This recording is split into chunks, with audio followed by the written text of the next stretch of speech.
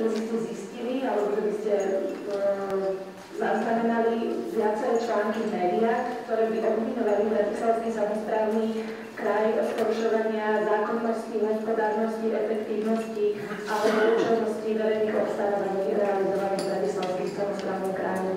Otázky, ktoré sme dnes s kandidátom na kontrolóra Bratislavského samosprávneho kraja kládli. Výsledkom vašej kontroly bolo podanie trestného oznámenia. To trestné oznámenie ste podal deň potom, ako podal bývalý poslanec Bratislavského samosprávneho kraja pán Borgula z rovnakého dôvodu za podozrenie z machinácií pri verejnom obstarávaní v rokoch 2010-2013. Kontrolovali ste zákonnosť, hospodárnosť, účelnosť aj týchto verejných obstarávaní a kde sa o tom môžeme dozvedieť? Boli dôležité z dvoch hľadisk. Jednak preto, lebo odhalovali mieru znalostí jednotlivých kandidátov o svojich kompetenciách, ktoré budú ako kontrolóri mať.